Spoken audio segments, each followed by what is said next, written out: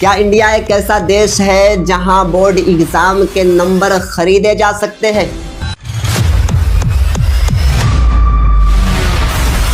क्या इंडिया एक ऐसा देश है जहां बोर्ड एग्जाम के नंबर खरीदे जा सकते हैं? तो जवाब आएगा हाँ। हमारा देश एक ऐसा देश है जहां नंबर खरीदे जा सकते हैं। यहाँ एग्ज़ाम की कोई वैल्यू नहीं होती, यहाँ एजुकेशन की कोई वैल्यू नहीं होती।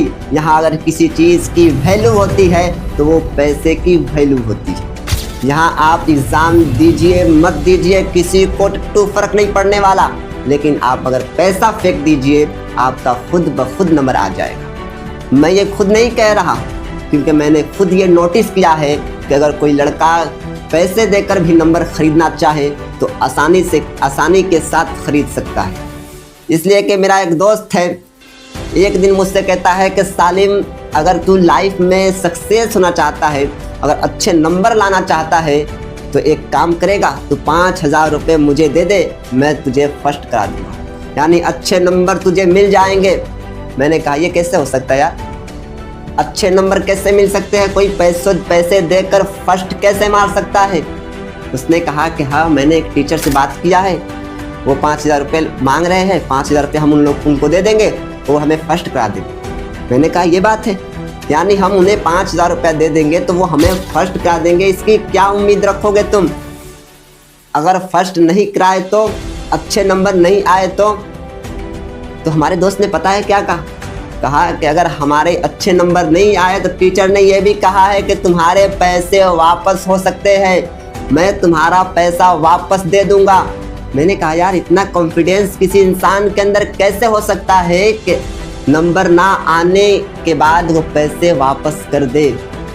यानी सच में ये बात है कि सच में पैसे देकर कोई फर्स्ट मार सकता है, अच्छे नंबर आ सकते हैं। मैंने कहा कि भाई मेरे पास पैसे नहीं, मिडिल क्लास का इंसान, मेरे पास 5,000 रुपये कहाँ से आएंगे? मैंने कहा मैं नहीं देने वाला पैसा। उसने कहा कोई बात नहीं, मैं तो दूंगा, इसलिए कि मुझे अच्छे नंबर लाने हैं। मैंने कहा ठीक है यार, तू दे दे, मैं नहीं दूंगा। मेरे दोस्त ने 5,000 रुपये उस टीचर को दिए, मगर मैंने नहीं दिया, उसने दिए। जब रिजल्ट का दिन आया, जब रिजल्ट निकला तो मेरे दोस्त ने फर्स्ट मारा, मैंने सेकेंड। पता है इसका रीज़न क्या है? इसलिए कि उसने 5,000 रुपये दिए थे फर्स्ट आने के लिए, लेकिन हमने 1 रुपया भी नहीं दिया था, इसलिए मैंने सेकेंड मारा, उसने फर्स्ट। यानी हमारे देश का एजुकेशन सिस्टम इतना ख़राब है कि पूछिए मत।